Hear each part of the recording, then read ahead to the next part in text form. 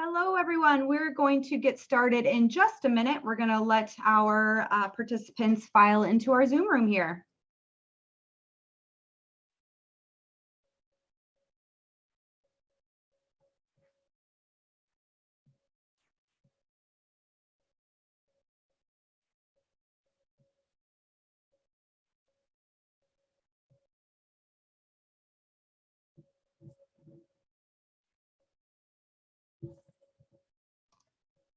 All right. Hello, everyone, and thank you for joining us today. This is our second in a four-part series looking at drones for workplace safety. So thank you all for joining us today. My name is Emily Whitcomb, and I'm the director of our Work to Zero initiative here at the Council, which I will tell you about more in just a second. But first, I want to give a big thank you to our webinar series sponsor, Univar Solutions. We really appreciate you for this. And Ben, I'll hand it over to you and see if you want to say a few words for Univar. No, real quick, just a huge thank you to the NSC. We're very proud of the relationship we have there, and you know, just the content that you guys put together here in this four-part series. Fantastic material aimed at reducing risk and fundamentally saving lives. So thank you, guys. No, thank you, Ben, and thank you, Univar Solutions. We really appreciate your generous support.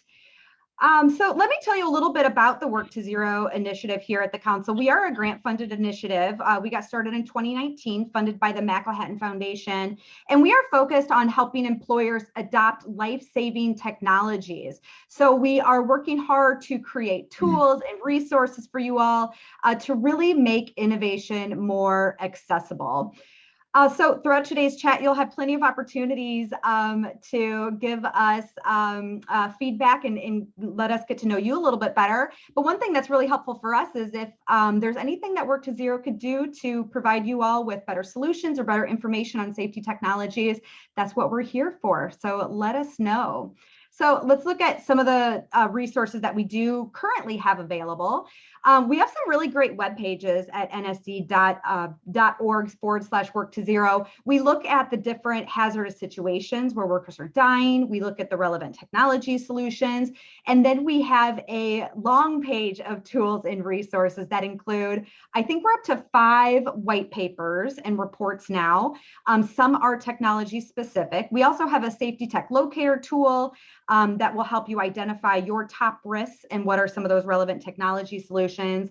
And then we have a series of webinars up there. So COVID, we looked at immersive technology, fatigue, proximity sensors, and now our drone series. So all of those are free, recorded, up on our website if you haven't had a chance to check those out. I also want to mention Safety Tech AI, which is a really great website from DuPont Sustainable Solutions. If you're looking for different technology solutions, it's a searchable catalog, a really great resource for browsing. I also want to mention we have some upcoming events. So Congress is just next month. We have really a lot of technology offerings there. We have our Safety Technology Pavilion where you can browse some startup technology companies. Work to Zero will also have a booth in that pavilion, so stop by if you're at Congress. We're going to be releasing our digital readiness assessment and white paper at Congress, so really excited for those resources. Work to Zero also has 3 technical sessions, so make sure you check those out and you get that on your agenda. And then in February, we have our Work to Zero Summit. So this is a day-and-a-half event where we bring together really everybody that's interested in safety technology to discuss the topic. It's a great participatory event, so you all are able to build connections across the table and learn from other companies that are on this journey just as you all are. So save that date, February 17th through the 18th. We are going to be, at least planning to be, in Louisville, Kentucky. So very excited for that location. So I want to talk a little bit about why we're here today. Why are drones so important from a safety perspective? In our initial research for Work to Zero, we wanted to identify where the fatalities were occurring in the workplaces. What are some of the top hazardous situations for workers? We found that 21% of non-roadway fatalities in the workplace were occurring from a worker falling from a height. We also found that 3% of those non-roadway fatalities were occurring in confined space entry. So both of those really top hazardous situations could be mitigated by the use of drones. So last week we did our webinar series. We kind of did an introduction to drones, talking about all the different applications. And then today we're really going to dig into confined space entry and some other tight places and using drones for other critical tasks. So if you did not check out our first webinar last week, I believe the recording is up on our website by now. So go check that one out. And then next week, we'll be talking about the aerial use of drones. And then we'll finish the series on September 28th, looking at submersible drones, which is a really interesting one as well. So with that, let's shift over and introduce our panelists. Super excited to have these panelists with us today. I'm going to have them introduce themselves and tell us a little bit about their work. So we'll go from left to right here. Alex, do you want to kick us off and introduce yourself? Yes, thank you so much, Emily. Hi, everyone. My name is Alex. I'm the Managing Director for Flyability's US office. For those of you who aren't familiar with us, we manufacture drones that are designed to fly in confined spaces, and we'll be getting into that in just a minute. As far as I go, I've been working with Flyability for several years now. I started with them in Switzerland, doing business development. And after a couple of years, we decided it was time for us to open an office in the United States. Having already done this in the past for another Swiss company, I was the right candidate to do so. And so in 2019, right before COVID kicked in, we moved over to the States, and we've been setting up the office ever since. I'm a good point of contact for any needs you may have on this side of the ocean. I'm looking forward to the discussion today. Thank you. Yeah, thanks, Alex. We're very happy to have you. Taylor, do you want to introduce yourself? Yeah, my name is Taylor Ince. I work for the Mosaic Company. I've been flying drones in underground environments since 2014. I have a degree in environmental engineering, and for my job, I'm an innovator and I have an R&D role. And one thing I do well is bridging the gap between the mining industry applications for drones and also with the technical industry experts. So I've undertaken a few first of its kind projects in the mining industry using drones. And my experience includes using flight testing and development of autonomous drones for in GPS denied environments, and also manually piloting drones in confined spaces. Yeah, thank you, Taylor. We're really excited to have you. And if you all can see behind Taylor, he has some show and tell for us here in just a few minutes. So excited for that. Paul, do you want to introduce yourself? Say hi. Hey, everybody. Paul Barsamian. I've got 25 years in industry as an IT professional, but I've also been flying and commercially operating and designing unmanned systems and robotics since 2003. I've got experience flying in 10 different geographies around the world under their different aviation regulations. And I look after a number of different things within Accenture, including our global drone operations. Yeah, thank you, Paul. We're really excited to have you all here today. We really have a great lineup of speakers. So we'll hop into our conversation here in just a second. But first, we want to make sure that we have opportunities for our audience to get engaged. So if you haven't already, we would love if you introduced yourself in the chat. Just a tip for using Zoom, above the chat box, if you could switch it to all panelists and attendees, that'll make sure that the other attendees will be able to see you as well. So if you could introduce yourself, share your name, your company, what's your interest in technology. If you all are already using drones or other technologies, we'd love to hear about your experiences. If you're looking for specific information here today, you know, it would be helpful to share that. And we also want to get any questions from you all. So up on your Zoom bar, you'll see a Q&A, or it might be down on the bottom for you. If you click that Q&A tab, you can put any questions you have for our panelists in there. We will have opportunity in the second half of this webinar to do audience Q&A with our panelists. You should also be able to upvote questions in there. So if anyone has a question that you really like, or maybe they ask the question for you, you're welcome to upvote it. I usually start from the top down. So whatever questions have the most votes, we start from there. So it's great to see everybody getting engaged in the chat box. Thank you so much. So with that, I'm going to shift over to our moderated questions for our panelists here. And my first question, I'm actually going to toss over to you, Taylor. If you could share some of the ways that you have used drones, any case studies or even just some examples you can share with us. Yeah, for sure. I'm going to start by telling you a story. In 2006, there was a mine in Canada that made national headlines. And 72 workers were stuck in an underground refuge stations as thick black smoke filled the underground tunnels. The reason for this was that a plastic pipe caught fire. And so mine rescue workers responded, making sure first that everybody was accounted for. They then proceeded to attack the fire, making their way through thick black smoke where they couldn't even see their hand in front of their face. As they approached the fire, wire plastic insulation started dripping like spaghetti on their backs as they crawled closer. And over the next 24 hours, they handled the situation with professionalism and courage. Now, on one of those mine rescue teams was a man who he was thinking about his family as he's making life or death decisions. And he also had a son who was sleeping at home, totally didn't know what was happening. And that person at home was me.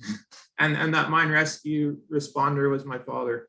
So I have a little bit of experience. This impacts me closely. After that fire in 2006, the first time we started using remote sensing technology in the mine was actually these little RC trucks where we drove little RC trucks into places to gather information. That was the era of my father. Fast forward now to 2014, I come on the scene and I start flying these little remote control drones into places underground. This is from like the DJI Phantom 2 era, if anyone's familiar with that. It's just a consumer toy, costs less than $1,000. And so we would fly these into areas and eliminate the risk completely.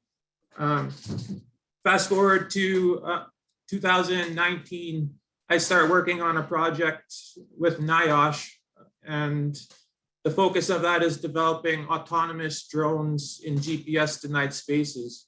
So now we're working with drones that fly themselves in underground spaces. And so I've been here for a long time. I've seen technology progress from nothing to little toys to a tool that can actually do the job. And so, and I have a personal experience where like I can see that they will reduce risk and yeah. Oh, Taylor, that was such a good story. You gave me goosebumps. That's a really cool experience. Thank you for sharing that with us. Alex, I'm going to hand it over to you and see if you want to share a little bit about how you've seen drones use in, confined spaces, tight places, other critical tasks. Sure. I'm fortunate enough to work across industries, and so I see in various industries how these drones are used. More and more, it's become a game of figuring out what all places can we fly these drones in. I think the value has become clear for most people, just like Taylor was saying. And now the question is, what are the capabilities of these drones? So some examples that I think are particularly interesting, and these days in particular, and I'll dive into that a little more on the next question, but in the nuclear industry, for example, we have tons of applications, and I won't linger too much on nuclear because I'd like to talk about it a bit more later. But if you look at, in the oil and gas side of things, people are using drones daily now for storage tanks, for even processing machines, their cocas, the FCC units and all that stuff, offshore as well. Chemicals, it's kind of the same application. So we're seeing a lot of storage tank inspection, but also agitators, pressure vessels, things like that. Moving over to mining, Taylor will be the expert here, but they have a lot of different applications, be it above ground, underground, on the machinery that's above ground and underground, but also in the mine itself. So inspecting stopes and various other environments. Moving through all of these industries, there's still so many more we could talk about.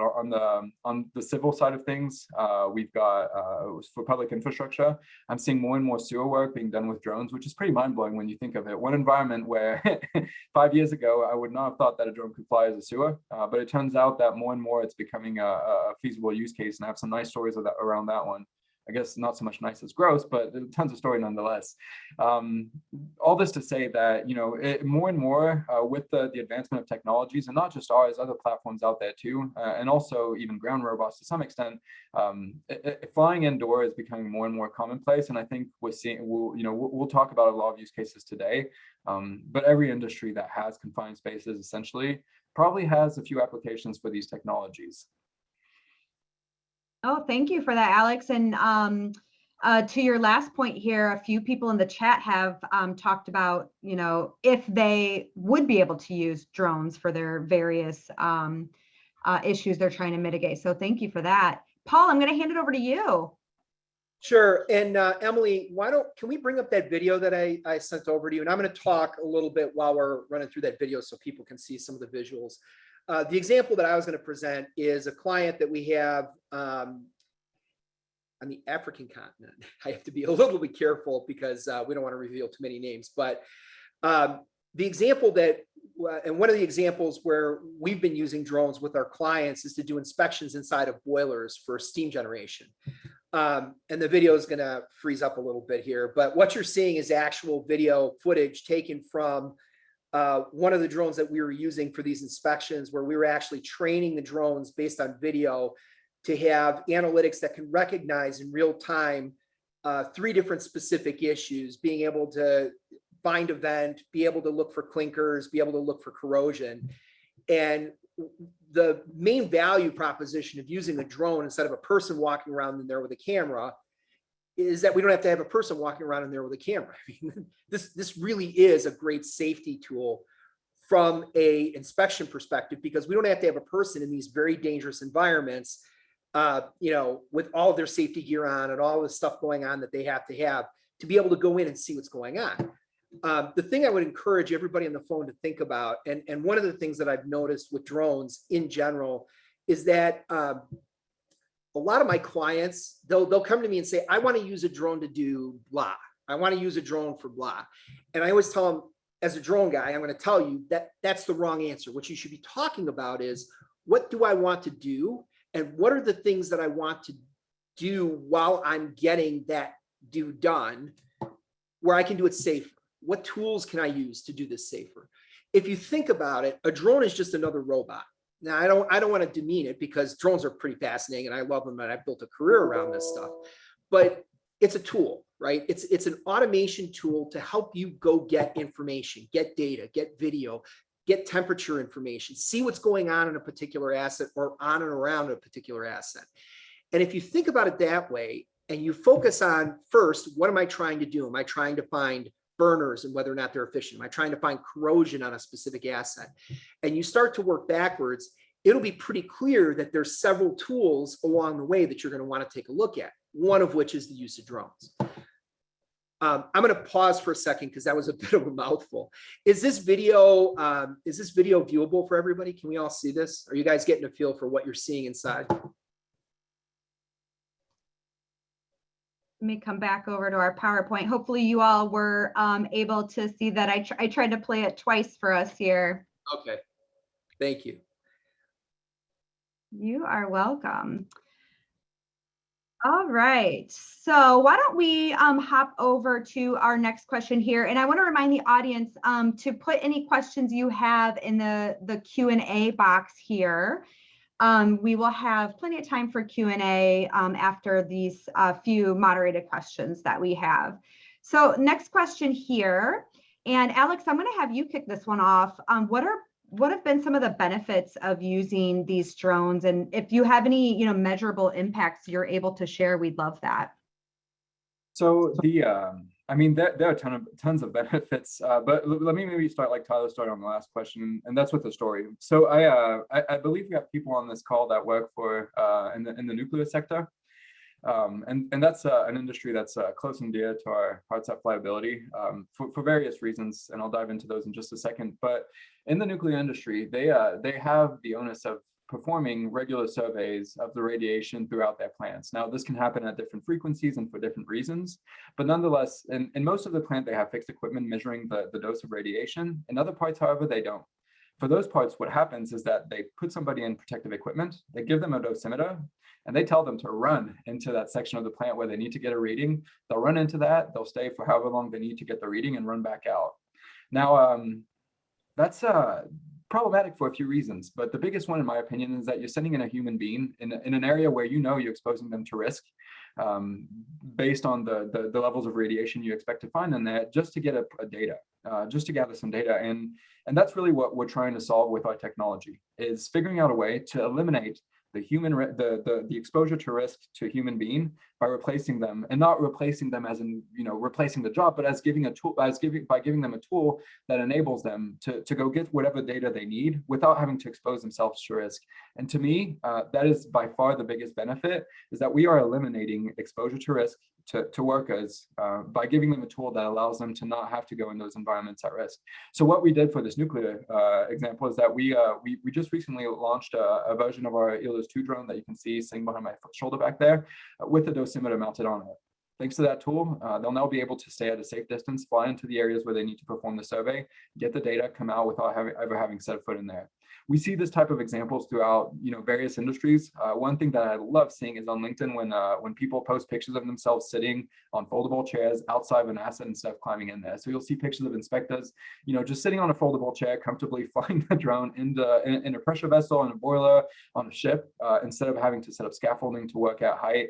And to do all that stuff. So the biggest benefit by far, elimination of risk. It's the best way to mitigate hazards is by eliminating them entirely. This technology enables you to do that. There are other benefits, of course, and the risk, the elimination of the risk benefit is unfortunately not always the biggest selling point. The other, notable benefits are, of course, the reduction in downtime. You're going much quicker because you're not sending somebody in. You're not waiting for the asset to cool down. You're not building scaffolding.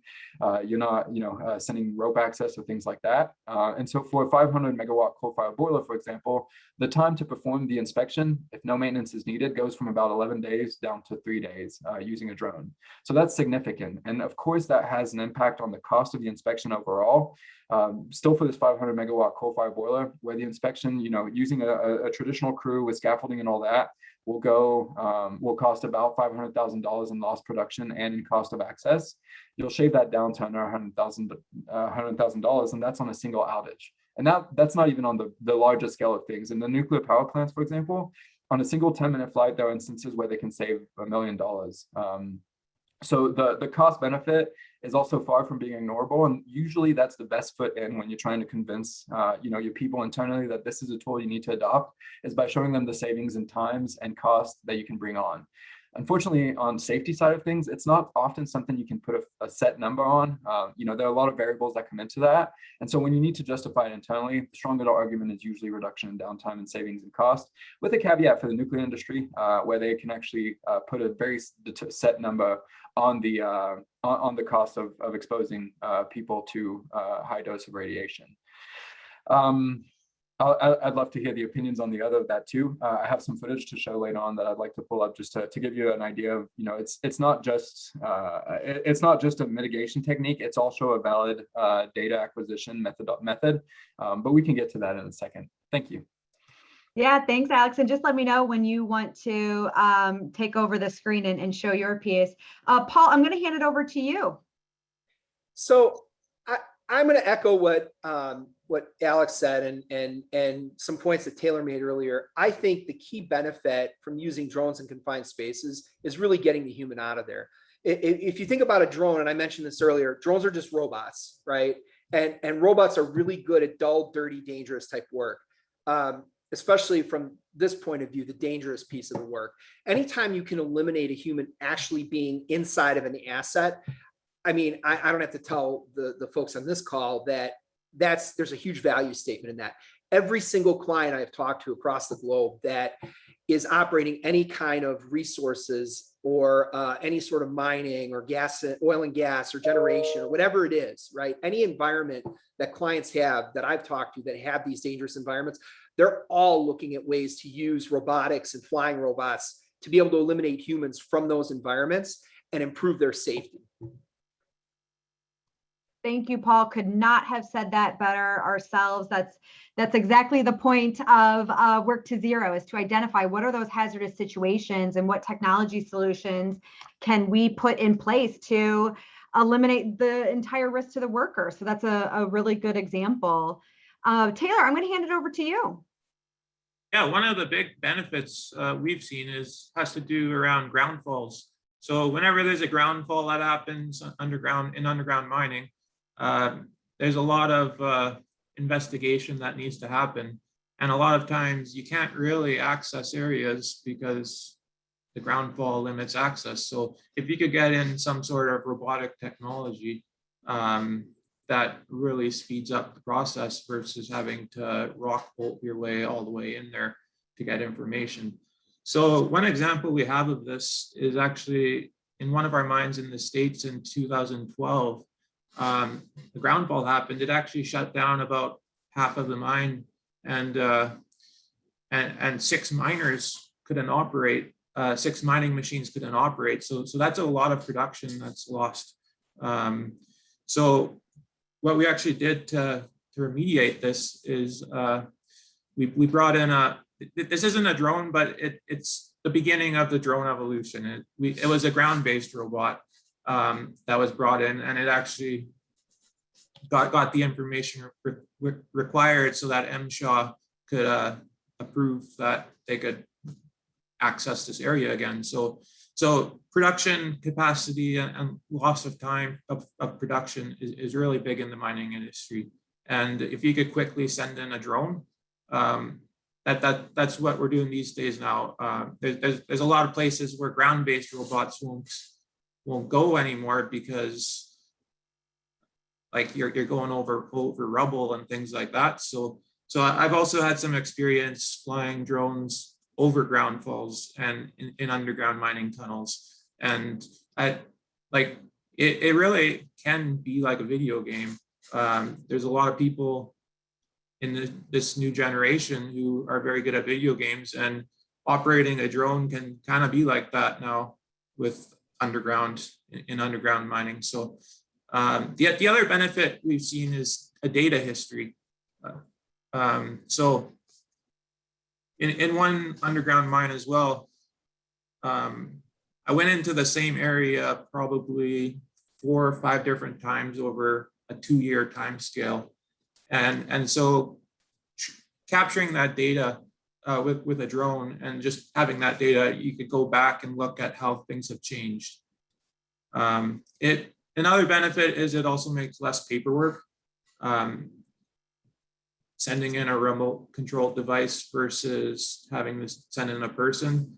There's a lot more procedures to follow and approvals to obtain when entering confined spaces. And also we've seen an increased engagement with visual data using drones. So. Thank you, Taylor. No, that was great. Alex, I saw you come off mute. I wanted to see if you wanted to add on to anything Taylor said. I would, because he said something that's extremely important that we haven't really grazed on here, and that's the data. Of course, there are all the immediate benefits we discussed of using this technology. So again, safety, time, cost. But the data is a huge aspect of it too, because where it used to be that you'd have, a few pictures here and there of the asset, you now have enough data, if you've gathered it properly, to build a digital twin of the asset you're working on that will enable you to compare over time the evolution of all of it. So if you're looking at like caving or pits, bumps, stuff like that, you can actually analyze the evolution of it over time, because you have these complete data sets that aren't just like a picture here and there, but that are actually like entire reproductions of the assets that are made possible or that can be created thanks to the use of this type of technology. It's very new in the industry, but we're seeing more and more software companies, especially coming up with the ability, or who are providing asset owners with the ability to recreate their assets entirely in the digital world, down to a level of granularity where you can actually see the output, the production, visualize the asset, and again, track the evolution of the asset over time to make better and more informed decision on how you're going to perform maintenance. Thank you, Alex. And to our audience, we have one more moderator question, and then we're going to get into, we have some really great questions in the Q&A here. So make sure you are adding any questions you have for our panelists or upvoting questions that you would like to have asked. So our last moderator question, what are some of the best practices or challenges you can share regarding drone use? And Paul, I'm going to have you start this question. Sure, and I alluded to this a little bit in the previous in the previous stream of consciousness I gave you guys here. One of the things that one of the things that really trips up a lot of organizations that are trying to get into this space is there's a ton of confusion around the hardware. There's a ton of confusion around what do I use a drone for? There's use cases. There's a lot of questions. And there's almost invariably somebody at one of these clients that's got some experience flying these things. Maybe they race them on the weekends like some of us do here in Chicago. There's just a wide variety of stuff going on out there. The key thing that I would encourage everybody to think about is the point that I made earlier. Start with the objective. If you are trying to understand what's going on in an environment, what do you need to see in that environment, or hear or feel or sense or smell or take a temperature on, that will tell you what's happening there? And from there, working your way back from what data do I need, what analysis, what insight do I need, to what tools do I use to get that, that will help you filter out where, when, and how you can use these types of tools, and which ones, frankly, are the most effective for that environment. I think the other thing that a lot of organizations still are falling down on is this idea of building a drone organization. There's a lot of options, and I recently did a strategy for a solar generation client just around this specific topic. Because of the variety of topics and the variety of types of operations and the tools and the things out there that a typical organization might encounter around this, there's a want to build, and probably a good reason to build, a very centralized capability around this. The things that I would focus on are, again, what types of data, what types of insight are you trying to get? What tools are you going to need to use? And then what types of people do you need certified for those types of operations? I will tell you that a certified operator for outdoor surveys, for agriculture, for telephone poles, for distribution lines, those types of things, has very, very different experience, if that's what they focus on, than the folks that you're talking to on this phone that have flown drones inside of a mine. I've had the opportunity to do both, and the types of flying, the types of operations, and the prep work, the equipment are all very, very different. In fact, one of the things that's really confusing is you'll hear from a lot of different folks that you don't need a Part 107 license to fly indoors. Technically, the FAA doesn't control air inside of a confined space. Should you use certified operators for those situations? Well, that's part of what you need to work out, is this centralized capability. So I think, to leave you with a couple of basic points, focus on the things you need to get done, think about the tools you need to get those things done, and then talk to experts that can get you operational views on what you need and the types of people you need for those types of operations, and then think about how you coalesce that from an organizational perspective. Most of the folks on this phone have experience building organizations around operational technology. Think of this the same way. Hopefully that wasn't too much. No, that was great, Paul. And there was a question in the chat about the prep work needed. So we'll get to that in just a second. And maybe that's a question that we should bring into the aerial drones next week as well, so we can talk about those differences. But Taylor, I'm going to hand it over to you and see if you want to share any best practices or challenges. Yeah, some of the best practices. Operating drones in confined spaces, it takes a little more skill set than operating drones just in conventional applications. So what our site has done, like over the past few years, like we've it kind of evolved to have, like, we had one drone expert on each of our sites, who would be kind of the drone person who's an expert in the field and in the operation of the drone. we're since now opening it up to more people. But yeah, that was one thing where we had someone taking ownership, where if you could have someone in your organization taking ownership of a drone program, they start developing the skills and they get better and better at operating in confined spaces. Also, I see drones as kind of a new tool set now, and there's not always the same tool for a job. There's different drones that have different capabilities. For example, Flyability's cage drone, that's very good in some applications, and maybe in some other applications you need another drone. So like what we have in Esterhazy, or where I work, is we have quite a few different types of drones with different purposes, and they gather different data. So it's all just, I guess what Paul said, you got to start with your objective. What are you trying to get for information, and then work backwards, and then you can determine which tool is best for the job. And in my experience, if I could send $1,000 drone into a confined space, I will do that before sending a $30,000 drone into a confined space. It's if it gets the same information, right? So it's risk versus reward in deciding whether to go forward with the mission. Also, be careful not to create a hazard to eliminate a hazard. Drones have spinning propellers, and you got to make sure that you're not creating any new hazard that's gonna that wasn't there before. Some of the challenges I've seen is some of the technical limitations around drones. So underground, it's such a vast, you got kilometers and kilometers of tunnels.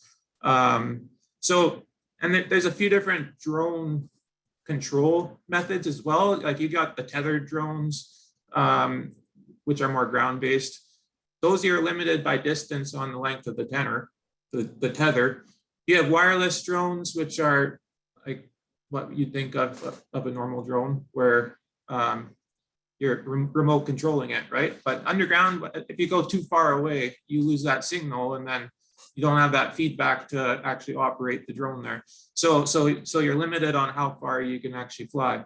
What I'm seeing now, though, is a level of AI controlled drones, where the drones are smart enough to navigate and sense the environment around itself, and it'll fly.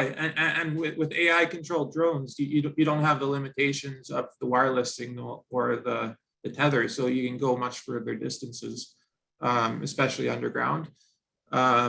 The only problem with that is everything has to be managed fully by the drone itself on the drone's computer. So it's kind of like sending the drone into a black box. But there's three or four companies out there now, like developing this type of technology with some commercially available products now that will help explore unknown spaces. Yeah, so I see the technology is pushing ahead.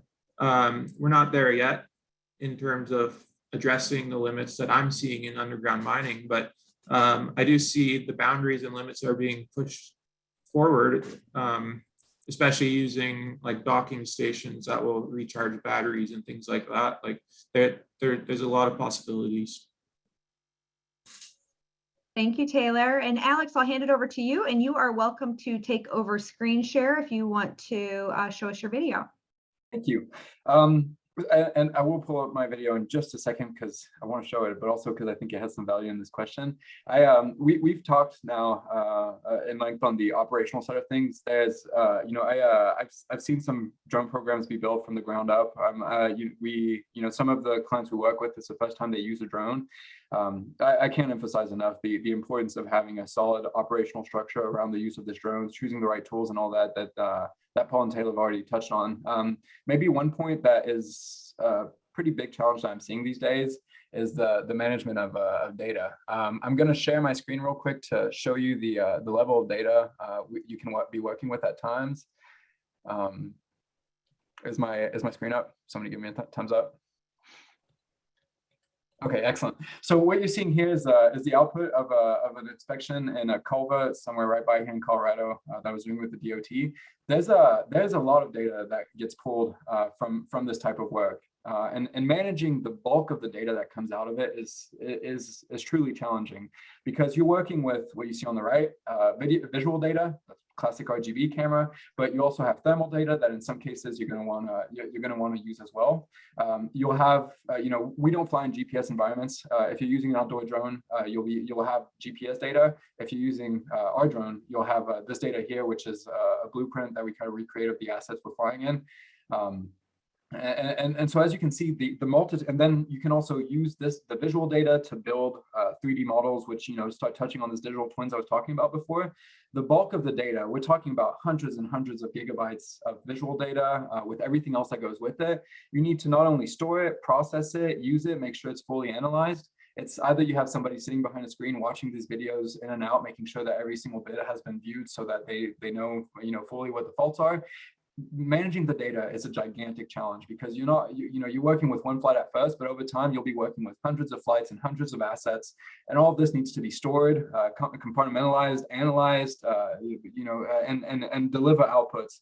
And so sometimes people use the drone at its most basic level, so as a flying camera, and they're happy just pulling up VLC and watching the video and use that to make that determination. So I've seen inspectors use just the video feed to make API 510 inspections, and that works. Is that the best way to use it? Probably not, because all that data, again, will need to be stored, analyzed in the future, used as a reference. And so that's the big challenge, and that's something, if I were to build a drone program today, based on what I've seen with the people we work with, it's something I would put at the forefront of my mind while I'm building my program, is how am I going to analyze the data? How am I going to store it? How am I going to share it? Because even sharing it can be a gigantic challenge. IT departments in some companies are basically a nightmare to work with. The data, in my opinion, is a gigantic challenge. I'm glad I got to show this video just so you could kind of get an idea of what the output of this type of technology can be, both in terms of quality, but also other data besides just visual. But all that to the same single point, managing the data is a nightmare, and it's something that you need to embed, in the essence of your drone program before you even start scaling it up, because the more drones you have, the more data you're working with, the harder it will be to process, analyze, and share it. Yes, thank you for that, Alex, and really appreciate you showing us some video footage there. We have some really great questions in the chat and some upvotes on them as well. So I'm going to go from top to bottom here. The first question: are drones available to enter spaces that may contain flammable liquid vapor residues? For example, explosive proof or class 1, division 1 or 2.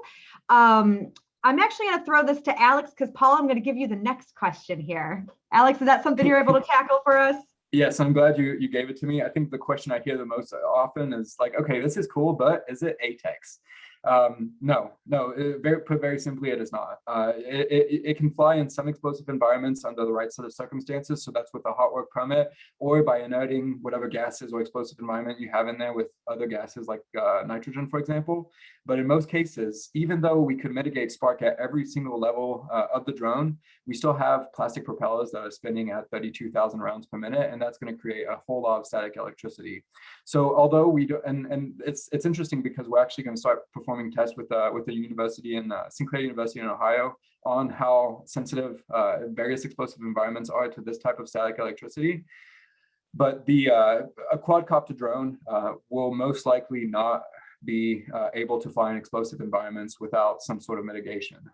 Again, it comes down to the propeller. There has been companies and startups that have tried to create something that could do that, such as using wooden propellers, for example. There's this one French startup that got, I think, it was $500,000 from Shell to come up with a solution. They tanked in 6 months. It's just the technology today is not there to make a drone intrinsically safe. It's unfortunate. It's a limitation to the technology. It's nonetheless a reality of the industry we're in. If you can't mitigate the explosive environment, you're probably better off not flying drones in there. Now, there's a whole question as to what exactly constitutes an explosive environment. Is a grain bin with some level of methane gas in the grain bin enough to set off an explosion? Probably not. We've tried it like in multiple scenarios now. Although it can be considered an explosive environment with a bit of air circulating, you're not at huge risk. can you fly this on an FPSO, like an offshore oil platform? No, very simply, you cannot, because of the risk of, even static electricity being created at the sparks. So, it's a limitation. Again, it's one to be aware of, because it's an important one. We don't ever want to see an explosion caused by the use of one of our devices or drones inside. As generally speaking, it'd be bad for the industry.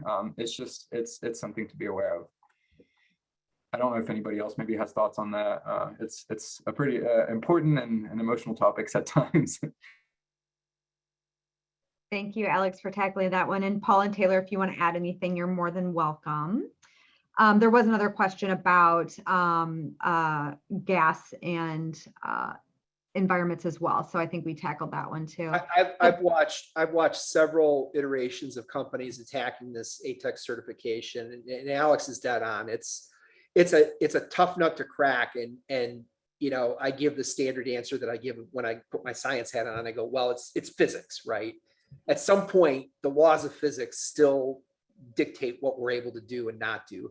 We bend them a lot, but at the end of the day, that static electricity, the spark when the battery gets plugged in, even the tiniest one, I mean, it's a real issue. Now, there are drones that are used for things like flare stack inspections on oil rigs.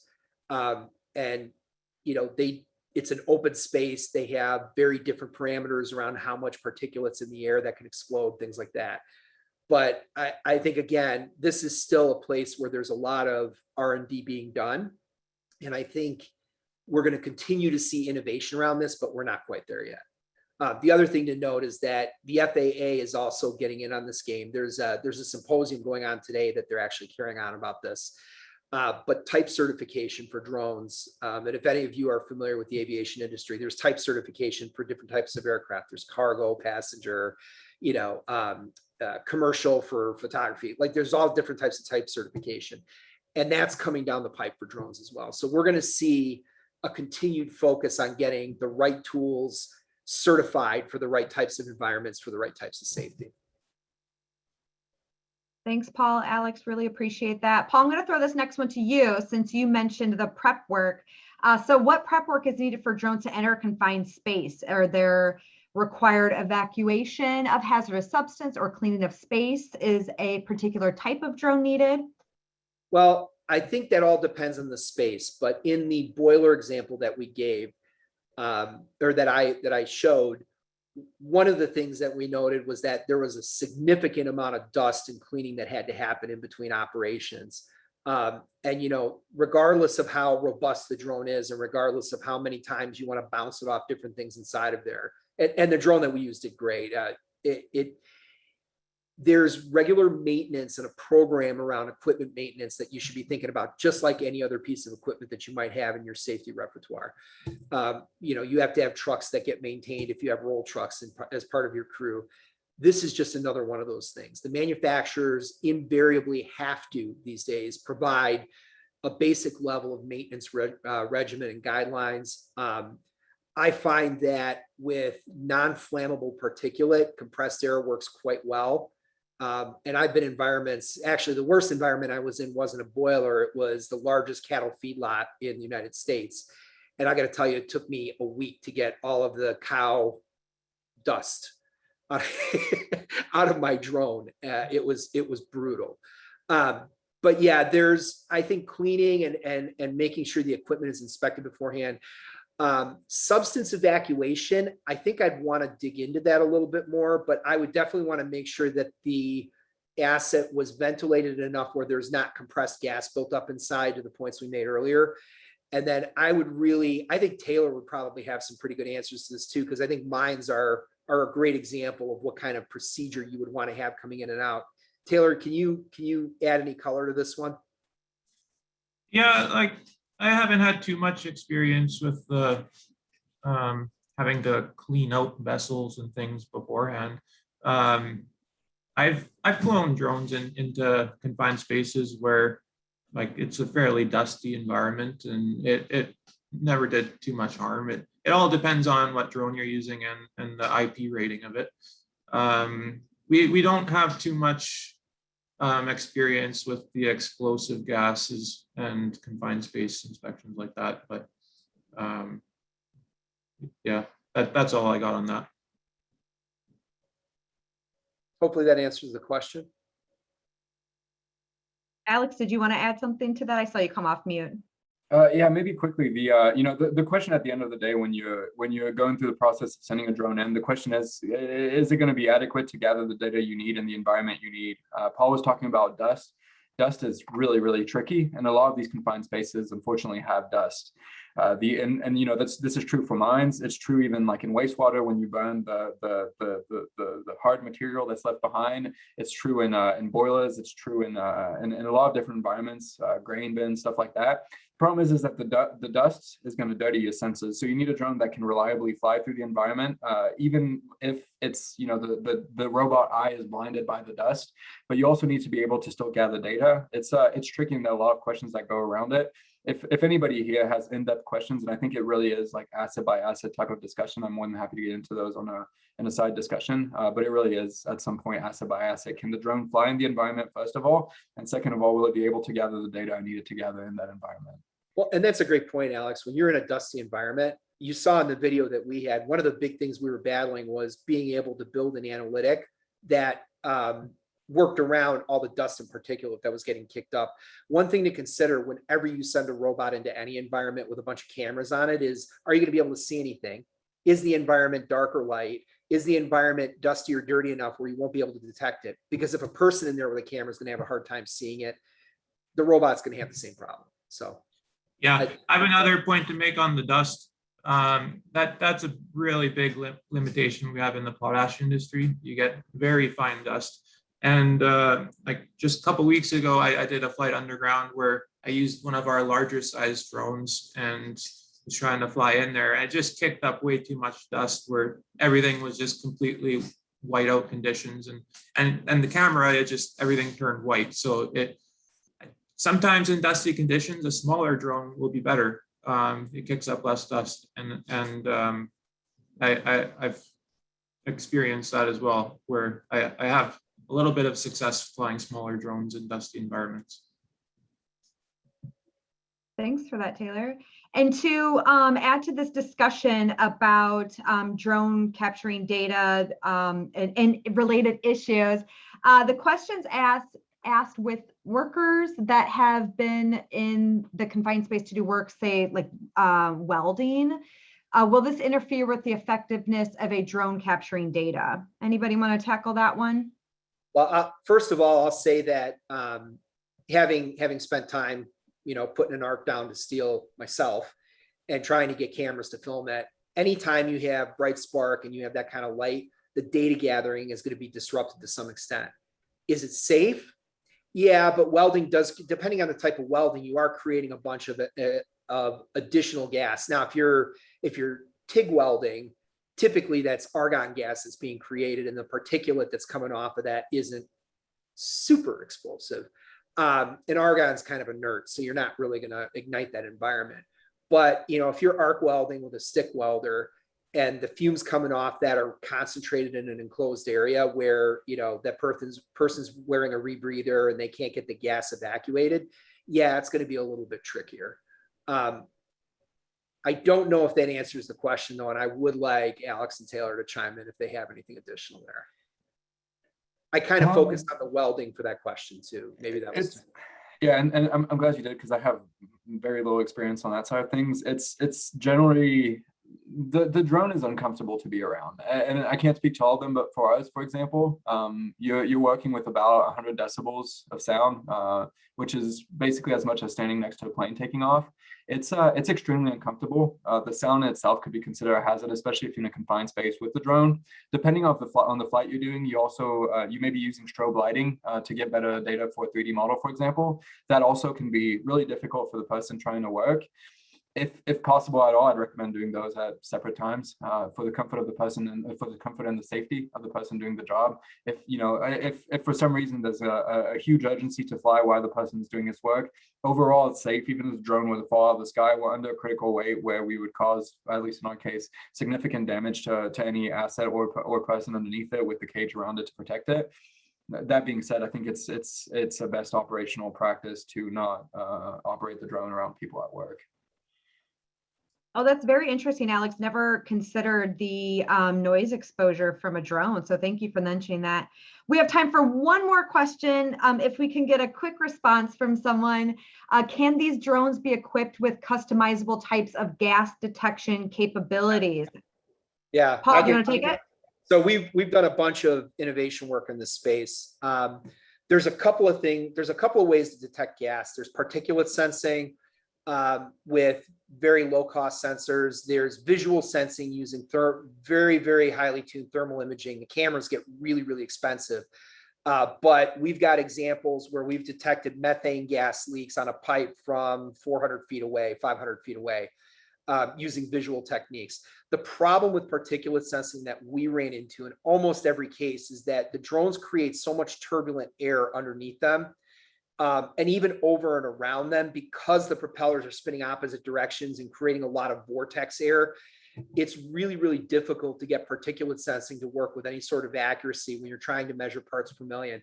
What we found is that actually ground-based vehicles do a significantly better job of that, especially with heavier gases where we were concerned about the gas settling or being in a specific area. So ground-based robots that don't kick that up, that can roll in, stop, and then take a measurement and transmit that measurement out, were much more effective.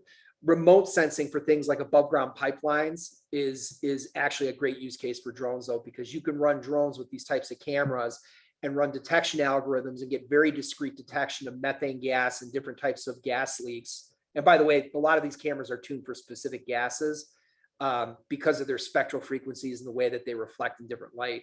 But at the end of the day, you can run different sensors to detect these gases and get pretty good visual detection from a safe distance for a lot of these larger assets.